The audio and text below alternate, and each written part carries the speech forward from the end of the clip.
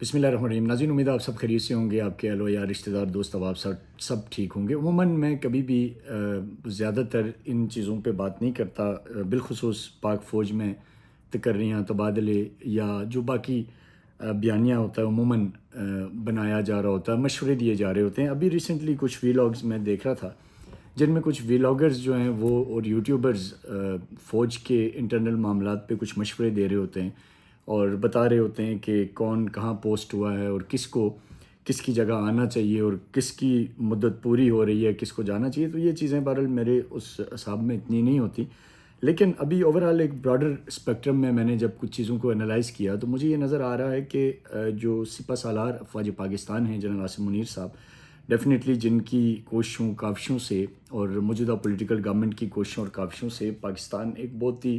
مشکل فیز سے نکل رہا ہے اور چیزیں قومی اور عالمی دونوں سطح پہ بہتری کی طرف جا رہی ہیں. لیکن ایسے میں جنرل عاصم منیر کے خلاف کچھ سازشی عناصر بڑے طریقے سے متحرک ہوئے ہیں. کچھ بیانیہ انہوں نے لانچ کیا ہے، کچھ نیریٹو دے رہے ہیں، اور کچھ جو الٹیمیٹ ٹارگٹ ہے وہ یہ ہے کہ کسی بھی طرح جنرل عاصم منیر کی ٹیم میں کچھ اس طرح سے وہ چاہتے ہیں، ان کی اپنی ایک مرضی ہے کہ چیزوں کو آئیڈیاز فلوٹ کیے جائیں کہ تاکہ بہت زیادہ جو عمران خان فیکٹر ہے اس کو کسی نہ کسی طرح ریلیف یا ان کے لیے کوئی سازگار ماحول بنایا جائے. اس کے لیے دو طرح کی ایفرٹس ہو رہی ہیں. ایک تو وہ جو باہر بیٹھے ہوئے وہ لوگ ہیں، وہ یوٹیوبرز ہیں، وہ پی ٹی آئی کی کور ٹیم ہے جو باہر سے مختلف ایفرٹس کر رہی ہے. جیسے کہ ابھی ریسنٹلی امریکن کانگریس کے جو 46 اراکین نے امریکن پریزیڈنٹ کو خط لکھا ہے، اس میں سے 30 وہ ہیں جو اسرائیلی لابی کے لوگ ہیں، 26 وہ ہیں جو انڈین لابی کے لوگ ہیں، اور ان کا ٹارگٹ ظاہر پاکستان کے حق میں تو نہیں ہے، اور یہ باہر بیٹھ کے پاکستان کی ملٹری اسٹیبلشمنٹ کو بھی ملائن کرنے کی کوشش کرتے ہیں. اور اسی طریقے سے ان کا ظاہر جو باہر فوکس ہے وہ ہماری پولیٹیکل گورنمنٹ تو ایز سچ نہیں ہے. ان کا ٹارگٹ اور ان کی جو کرٹیسزم ہے وہ ساری کی ساری ظاہر ہے یہ ڈائریکٹلی فوج کی لیڈرشپ کے اوپر ڈالنے کی کوشش کرتے ہیں اور انہی کو ملائن کرنے کی کوشش کرتے ہیں اور کہتے ہیں کہ جی یہ ہیومن رائٹس وائلیشن میں انوالو ہیں. اسی طرح ایک اور انٹرنیشنل ڈیولپمنٹ جو دوسری ہوئی ہے وہ آپ کے علم میں ہے کہ دوسری جو ہے وہ لندن سے ہے، جو برطانیہ کے سیکرٹری آف اسٹیٹ ہے. انہوں نے بھی ان کو بھی ایک زلفی بخاری کی جو کوششیں تھیں اس کے جواب میں انہوں نے کہا کہ جی پاکستان کے انٹرنل میٹرز ہیں، ہم ان میں زیادہ نہیں پڑھتے. تو یہ تو ایک براڈر اسپیکٹرم میں باہر یہ ہو رہا ہے. دوسری طرف عمران خان صاحب 24 نومبر کی کال دے چکے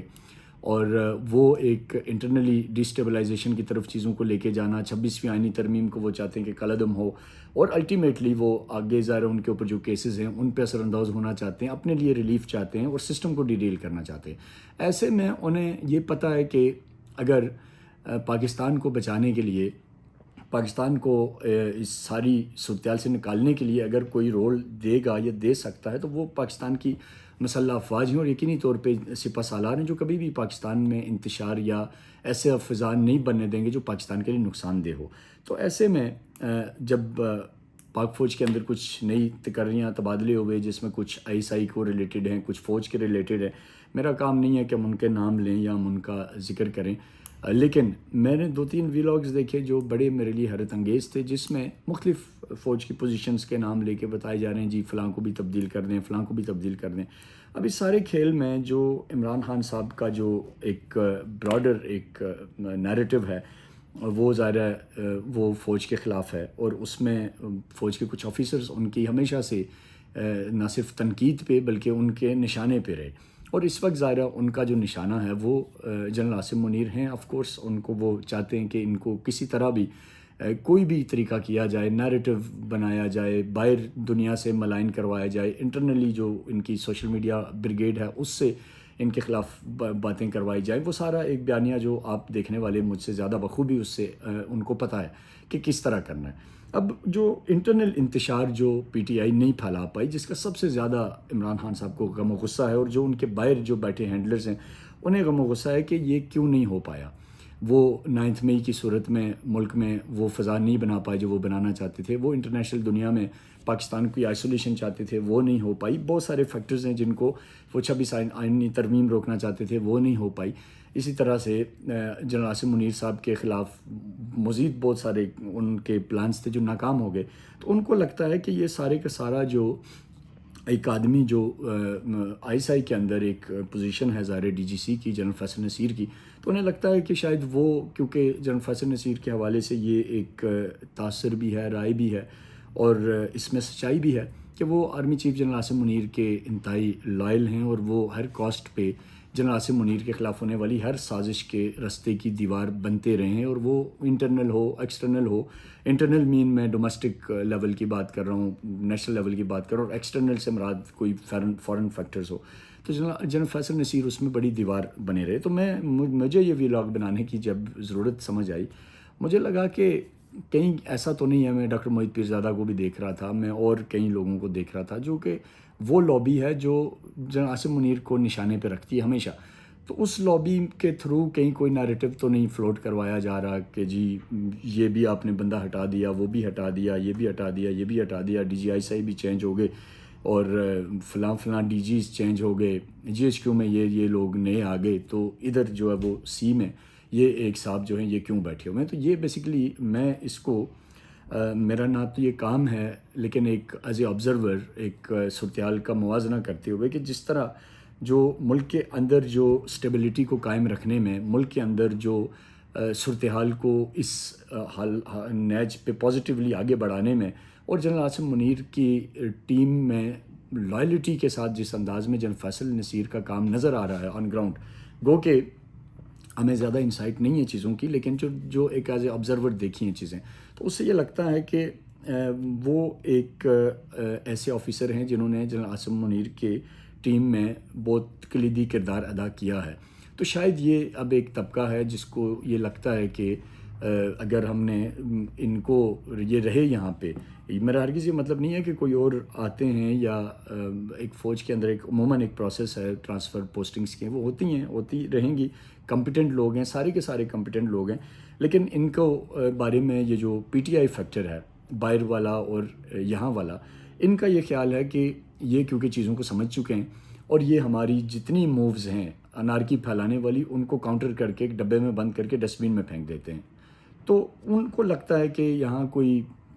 چینج آ جائے ڈی جی سی کی پوزیشن پہ، یا ڈی جی سی جو ہیں یہ کہیں کسی طرح ان کو کسی جگہ کھڈے لائن لگا دیا جائے، تو ان کو لگتا ہے کہ پھر ہم تھوڑا سا ایک اپنا کام ایسا کریں گے کہ جس سے ہم سپہ سالار کو